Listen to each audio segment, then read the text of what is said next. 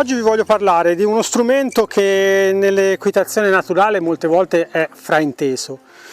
Molti di quelli che si approcciano all'equitazione naturale pensano che gli speroni non si devono usare, in particolar modo chi si approccia al programma Parelli pensa che noi che facciamo Parelli non dovremmo usare lo sperone. Invece in realtà non è così, voglio sfatare un po' un mito.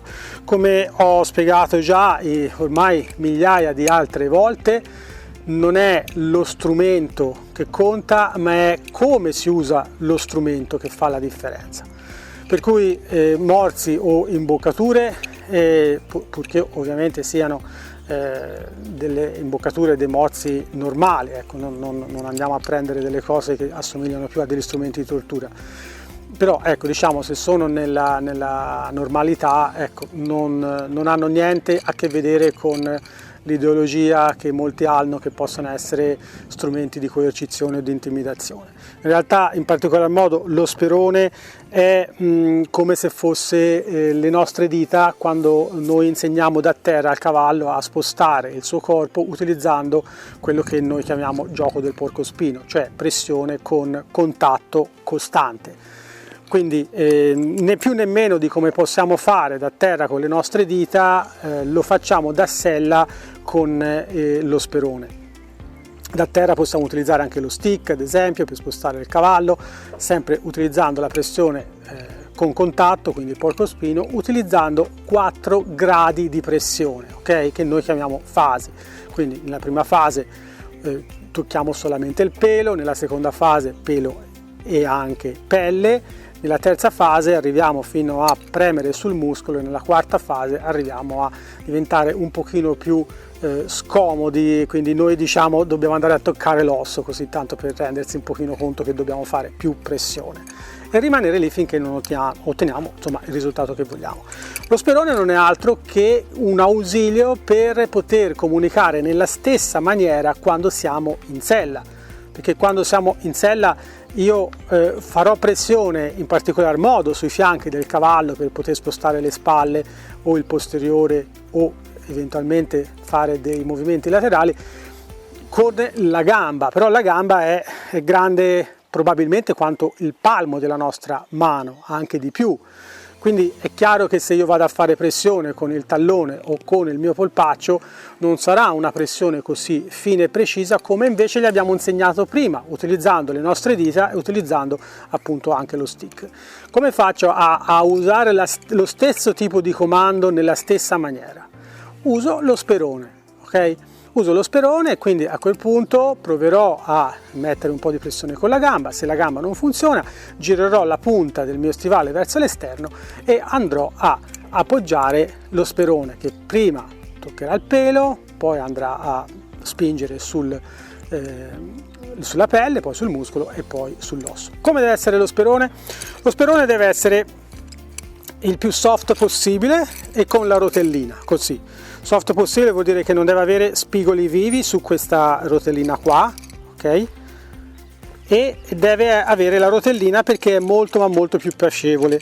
Noi quando eravamo in Colorado ci fecero fare un esperimento una volta in cui un'altra persona doveva passarci sulla schiena vari tipi di speroni, quelli all'inglese fatti a goccia, quelli fatti a punta, quelli all'americana come questo fatti con la rotellina più o meno aguzza, e noi dovevamo dire qual è quello che ci piaceva di più. Ecco, io vi assicuro che questo tipo qua, fatta a questa maniera con la rotellina, era quello che andava per la maggiore in termini di piacevolezza, è quasi un massaggio sulla schiena questo qua.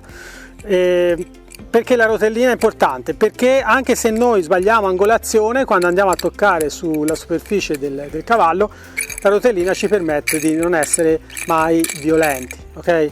Non dimentichiamoci che lo sperone non si adopera mai con pressione ritmica, mai con pressione ritmica, è sempre solo pressione con contatto costante. Poi, altre cose da sapere dello sperone: lo sperone deve essere pesante, perché essendo pesante, vedete, lo faccio vedere qua sulla mia gamba, essendo pesante torna sempre a posto da solo e si incastra perfettamente nello scalino dello stivale, ok? questa maniera. Vedete? Il tacco dello stivale deve avere questa superficie qua, questo scalino qua, in modo che lo sperone ci si va a fermare sopra, così. Ok? Un'altra cosa importante è questa parte di cuoio qui, che al di là che possa essere rifinito meglio o peggio, ha poca importanza, non serve a nulla, come del resto anche lo sperone, deve essere di un buon materiale, abbastanza pesante, ma poi le rifiniture non servono a un emerito tubo. La cosa importante è che abbia questa parte qua abbastanza grande, in modo che si incastri perfettamente sulla fiocca dello stivale e che permetta un buon posizionamento e permetta allo sperone di rimanere il più possibile fermo sullo stivale. Altre cose da sapere, diciamo che dovete sempre ricordarvi che questa parte qua va all'interno, quindi guarda il cavallo, guarda la sella per intendersi, quando lo montate sullo sperone.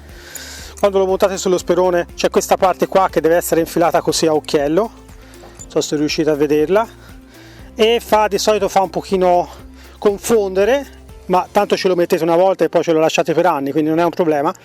Dovete fare solo un pochino di forza. Questo è tutto per quanto riguarda lo sperone.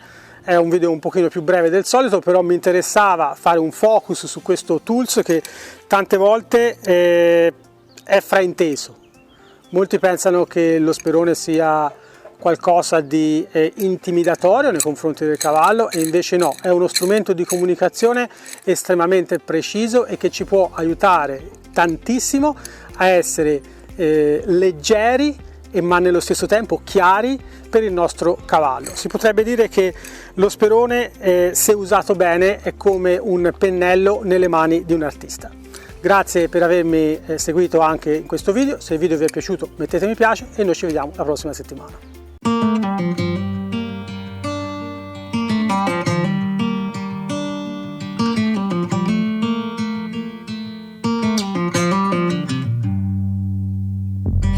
Back to what used to be home, passing by those little towns I know so well, stopping for gas and then I'm behind the wheel again, driving this like a spiritual cleanse, where every mile is a new beginning and every bend holds a new end. Eyes on the road, don't lose control, I'm speeding fast to chase my soul.